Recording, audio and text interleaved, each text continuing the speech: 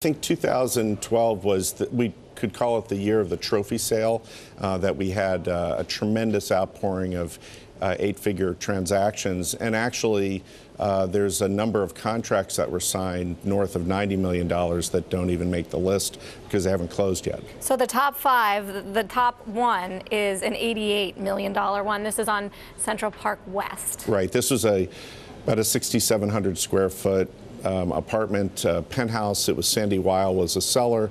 It fronts the park. It went for $13,000 a foot, which is the highest price per foot ever seen. And it's not clear whether that's actually a market transaction or some other hiding assets in the U.S. during a divorce proceeding. $88 million by Russian. That's a currency trade right there. I mean, Sandy Weil was the former CEO and chairman of Citigroup. Did he do especially well on that transaction? Well, he doubled his money. He doubled his money. So but his entry point was north of 40. Right, and it was north of 40, and at the time that he bought it, he had paid the highest per foot ever in the building. So on top of paying the highest per foot ever, he doubled his money, so he did well. We're used to talking about, I mean, those of us who shop for apartments are used to looking at things on a per square foot basis, whether the threshold is $1,000 a square foot, give or take. How do you measure apartments in that neighborhood? You just said that it's the equivalent of $13,000 a square foot. Does it matter what it goes for on a per square foot basis? I can't imagine. It's like driving a Porsche. You shouldn't care what the parking tickets cost, right? Well, I think that the threshold for the trophy property has sort of settled in the 8 to 10,000 a foot range, and those consumers are very cognizant of that number. They are. There's a status related to it. So you want to pay more. What's the average in New York? The average is around $1,100–1,200 a foot for all things, all apartments. We get into these numbers, you're not talking about the top 1% of the market, which starts at about 10 million. You're really starting at the top 0.2 or 3%. Well, okay, so let's keep going with that. Number two, 70 million. And this one was bought by Steve Wynn on Central Park South. Yes, this was what I called the first of, there were 3 transactions north of 10,000 square feet.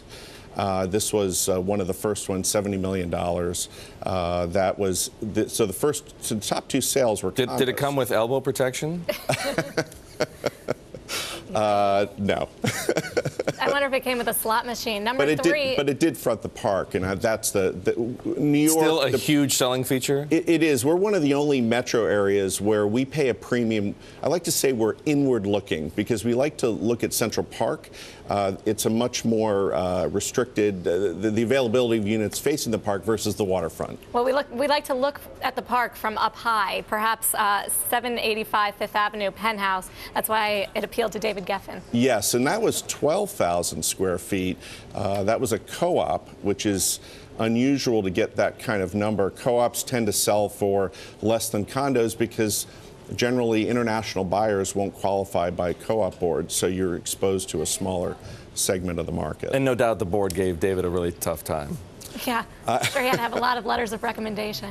Yeah, I'm sure it wasn't. But it actually is an interesting point that 2 out of 3 of the top sales were Americans. We have this idea in our head that all the foreign buyers are coming in and scooping up all the big deals in the luxury property. Correct. So when you think of the international buyers, we have a big influx from Europe, China, and growing from South America in a very large way. Still, the majority of the large transactions were domestic purchasers and were co-op sales. Why is it that trophy properties seem to be selling now like never before? Well, I think it's a result. I call it luxury real estate has become some sort of new global currency. Oh, I like that. Yeah, so it's this idea that we have all this economic turmoil around the world. We have Europe in disarray. We have the economic boom, very expensive housing in South America. We have people seeking some sort of hard asset with the intent of preserving capital. And ironically, given all the problems we have politically with the economy, high-end housing markets like New York, like Miami, are really benefiting from this phenomenon. What's your outlook for 2013? Are you looking for broader sales across New York? I'm looking for a modest uptick in activity, but I am looking for prices to rise because we, like most of the United States, have a chronic shortage of inventory. Product is not on the market, new development and resales, and there's a lot of reasons for that.